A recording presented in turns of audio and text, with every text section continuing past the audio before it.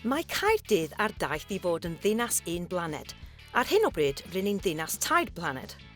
Mae hynny'n golygu pe bai pawb yn y byd yn defnyddio cymaint â ni yng Nghaerdydd, byddai angen 2 blaned ychwanegol arnom i'n cadw i fynd.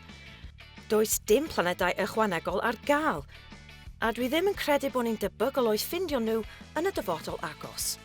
Mae ein defnydd ynni yn rhan fawr o'r ymdrech i fod yn Caerdydd un blaned.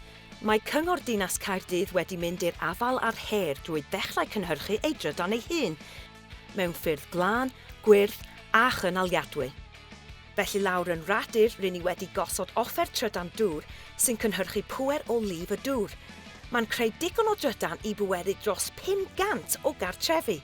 Mae'r trydan hwn yn cael ei cynhyrchu heb lygru ein haer, heb ychwanegu at y newid yn yr hinsawdd ac, yn well na dim, does dim rhaid i ni roi treth gyngor ein trigolion i gwmni ynni i dalu amdano. Ac mae mwy. Bydd ein fferm solar newydd yn ffordd lambu maint ugian o gaea chwarae stadiwm y Principality a bydd yn pweru bron i 2,000 o gartrefi, ddim yn ffôl am hen safle tirlenwi.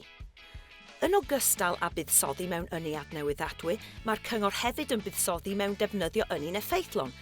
Mae rhwydwaith gres ardal arfaethedig yn ail-ddefnyddio'r gres sy'n cael ei greu wrth losgi ein gwastraff a bydd yn ei drosglwyddo drwy bibella i adeiladau eraill fel Canolfan Mileniwm Cymru a'r Senedd gan leihau ei biliau ynni a'i hôl troed carbon.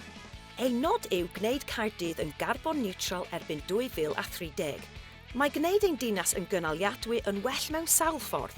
Mae'n well i'n pobl a fydd yn anadlu a'r glanach, mae'n well i'n economi, ynni adnewyddiadwy yw'r ffordd rataf o gynhyrchu ynni erbyn hyn, ac yn bwysig a oll, mae'n well i'n plant, oherwydd mae'n rhoi iddynt y dyfodol maen nhw'n heiddi drwy helpu i droi Caerdydd o fod yn ddinas tair planed i ddinas un blaned.